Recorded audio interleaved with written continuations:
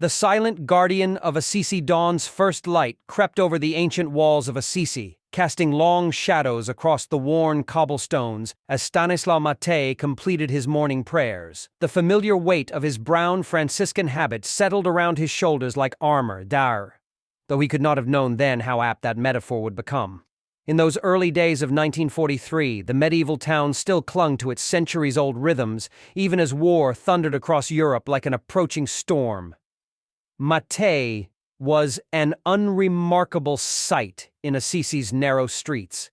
Another brown-robed monk with calloused hands and kind eyes, who paused to bless children and share bread with the hungry. His soft voice carried the lilt of the local dialect, and his unassuming manner put others at ease.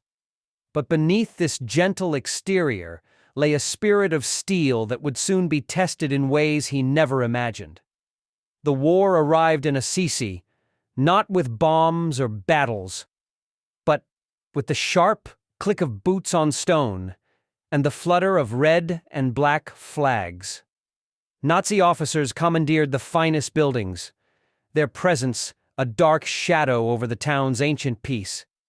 Mattei watched from the monastery's bell tower as families disappeared in the night, their homes standing empty like open wounds in the town's fabric. Each morning brought new whispers of terror, lists of names, midnight arrests, trains bound for destinations no one dared name. One rain-slicked evening, a desperate knock at the monastery's side door changed everything. A Jewish family stood trembling in the shadows, a mother clutching two small children, their father's eyes wild with fear. Without hesitation, Mattei ushered them inside, his heart pounding against his ribs. As he led them through the monastery's shadowy corridors to a hidden cellar, he realized his true calling had finally revealed itself. What began with one family soon grew into an intricate web of salvation. Mattei transformed the monastery's ancient architecture into a masterwork of concealment. Medieval wine cellars became sleeping quarters.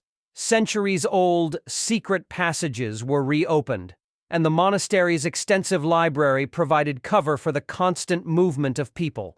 He enlisted trusted members of his order, each monk playing their part with quiet determination.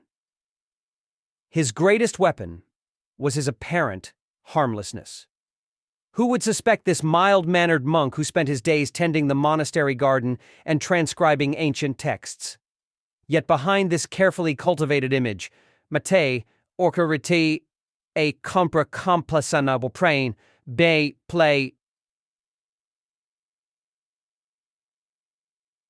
ground railroad. He forged documents in the monastery's scriptorium, coordinated with resistance fighters in the surrounding hills, and developed an elaborate system of signals using the monastery's bells.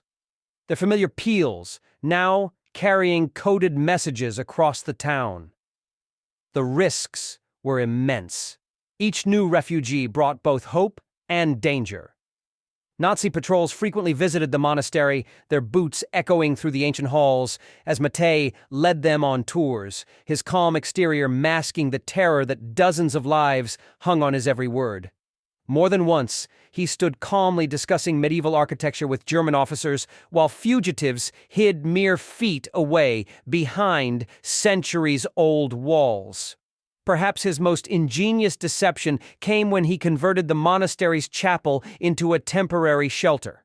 When suspicious officers demanded to inspect it, they found only monks in deep prayer, actually disguised refugees wearing habits, their murmured Latin psalms concealing their trembling voices. Mattei had taught them just enough ritual to maintain the illusion, turning their desperate performance into a shield of spiritual sanctuary.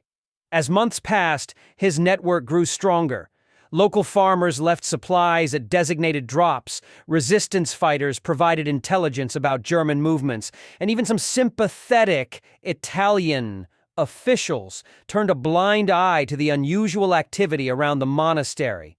Each successful escape strengthened Mattei's resolve, though the weight of responsibility left deep lines in his face and turned his hair prematurely gray.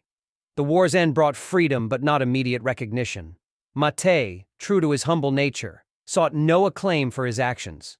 It was only through the testimonies of those he saved that his story emerged.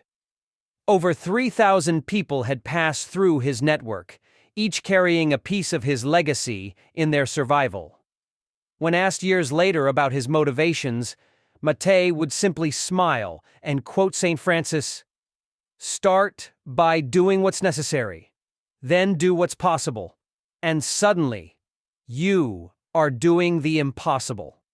His extraordinary courage proved that even in humanity's darkest hours, the light of compassion could not be extinguished. Today, the monastery still stands in Assisi, its ancient stones holding countless untold stories. Visitors who walk its peaceful corridors might never guess the drama that once unfolded within these walls.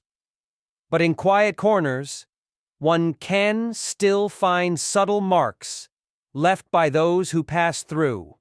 A scratched initial, a hidden Star of David. Silent testimonies to the power of one humble monk who dared to stand against the tide of history.